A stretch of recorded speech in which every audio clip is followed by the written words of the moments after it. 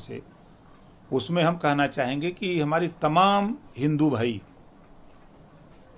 इस्लाम को मानते हुए मजार पे जाके चादर चढ़ाते हैं। और कांवड़ यात्रा में भी मैंने देखा है कि हमारे कुछ मुस्लिम नौजवान भोलेनाथ जी को जल चढ़ा रहे हैं। तो जब अल्लाह ईश्वर तेरो नाम सबको सम्मत दे भगवान, खुदा एक है, अल्लाह एक है, भगवान एक है, तो फिर हम सब लोग एकजुट होकर के एक दूसरे से मिल करके हम सौहार्दपूर्ण तरीके से, हम चाहे कांवड़ यात्रा का मामला हो, चाहे मुहर्रम का मामला हो, चाहे कोई त्यौहार हो, बाबा साहब डॉक्टर अम्बेडकर जी ने संविधान में बड़ी अच्छी बात दिया है, लिखा है। तो संविधान को मानते हुए हम लोग भाईचारा के साथ त्यौहार को मनाएं। हम तो यही बार बार कहेंगे कि जब हिंदू भाई जाकर के चादर चढ़ाता है मजार पे, तो इनको भी जाकर के वहाँ कांवड़ यात्रा में शामिल होकर के जल चढ़ाना चाहिए। सर, भारतीय जनता पार्टी के विधायक हैं प्रदीप कुमार चौधरी, जिन्होंने मुख्यमंत्री योगी आदित्यनाथ को पत्र लिखा है नदी की जमीन कब्जेदारी के मामले को लेकर के।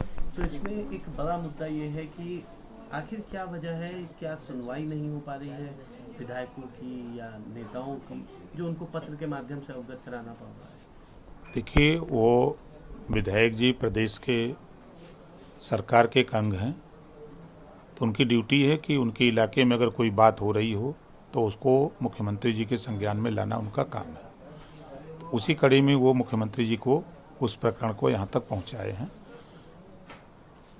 और कोई उनका दूसरा मकसद नहीं है।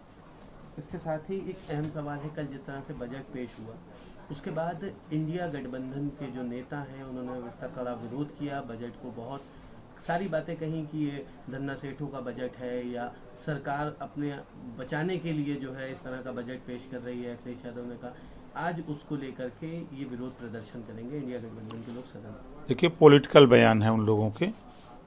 जब वो सरकार में रहते हैं, बजट पेश करते हैं तो बहुत अच्छा बजट होता है, और जब सरकार से बाहर हो जाते हैं तो बहुत खराब बजट बताते हैं कि देश के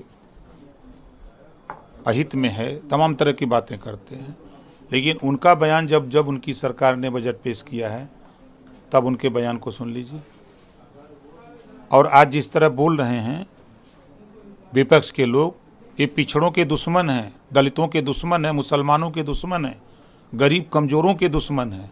उदाहरण मैं बता दूं, यही कांग्रेस की सरकार, सपा बसपा की सरकारों में आप लोगों के चैनल पे चलते थे कि गोदामों में अनाज सड़ रहे हैं, भीग रहे हैं। आज एक भी गोदाम, कहीं से ये खबर नहीं आई कि अनाज गोदाम में सड़ रहा है। वो अनाज गरीबों के दरवाजे तक पहुंचाया जा रहा है, ये उनको नहीं दिखाई दे रहा है। गरीबों के इलाज के लिए उनके पास पैसा नहीं था, लेकिन ये सरकार बजट में व्यवस्था कर करके 5 लाख रुपया हर गरीब को इलाज के लिए दे रही है, ये उनको नहीं दिखाई दे रहा है। किसान सम्मान निधि के नाम पर उसी बजट से किसानों को 6,000 रुपया किसान को दिया जा रहा है, ये उनको नहीं दिखाई दे रहा है। आज उसी बजट से आप वो चले जाएं, जहाज की सफ़र करते होंगे, उनकी सरकार में एयरपोर्ट का क्या हाल था, और एनडीए सरकार में एयरपोर्ट का जाके देख लें क्या प्रगति है। आप वो चले जाएं रेलवे स्टेशन पर, उनकी सरकारों में, कांग्रेस सपा बसपा की सरकारों में रेलवे स्टेशन पर चूहे काटने को दौड़ते थे। आप भी सफ़र किए होंगे तो देखे होंगे, लेकिन आज चूहों की संख्या नगण्य हो गई, ये नहीं देख रहे हैं।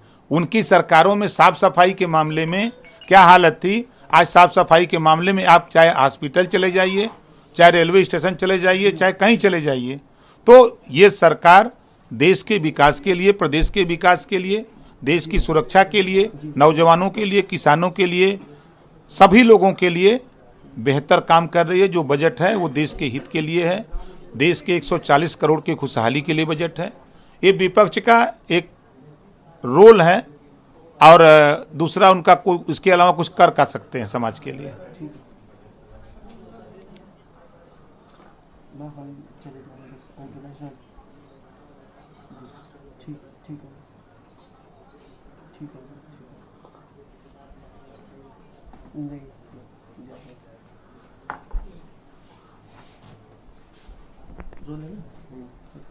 सर, इसको लेकर के लेकिन कांग्रेस के अध्यक्ष मल्लिकार्जुन खड़गे उन्होंने ये बात कही है कि पिछड़े, दलित और अल्पसंख्यकों के लिए ये जो बजट आया है ये कोई क्रांतिकारी योजना नहीं है इसमें किसी भी प्रकार की। जब उनकी सरकार थी तब तो महिला आरक्षण पास नहीं कर पाए। एनडीए की सरकार ने 33% रिजर्वेशन लोकसभा और राज्यसभा में पास कर दिया। ये नहीं दिखाई दे रहा है उनको। जब उनकी सरकार थी तो पिछड़ों को 27% आरक्षण जो था उसके विषय में नहीं सोचा। जब पिछड़ों को इस आज के तारीख में 65% से भी ज़्यादा आबादी पिछड़ों की है। जब उनकी सरकार थी तो 52% थी, तो 52% के लिए क्या किया? जब उनकी सरकार थी तो इनके हिस्सेदारी के लिए क्या किया कांग्रेस ने, क्या किया सपा बसपा के लोगों ने? आज बोल रहे हैं जब सत्ता में रहते हैं तब हम लोग नहीं दिखाई देते हैं। पिछड़े, दलित, अल्पसंख्यक, गरीब, कमजोर नहीं दिखाई देता है। जब सत्ता से बाहर होते हैं तो इन लोगों को सब लोग दिखाई देते हैं। तो ये लोग जो कर रहे हैं ड्रामा कर रहे हैं। इनका ये ड्रामा है, ये जनता को ड्रामा दिखा रहे हैं कि देखो भाई हम ड्रामा कर रहे हैं। अरे ये दिखाते बताते कि सरकार मेरी थी, जब मैं बजट लेके आया तो पिछड़ों के लिए हमने शिक्षा के लिए इतना बजट दिया था, हमने पिछड़ों को इतनी नौकरी दिया था, हमने दलितों को इतनी नौकरी दिया था। ये बोलते तो अच्छा लगता। आई वो हमारे पहले ड्रामा पार्टी होती थी, आज भी सोशल मीडिया पर कभी कभी ड्रामा पार्टी आता है। उसी तरह ये विपक्ष के लोग ड्रामा कर रहे हैं।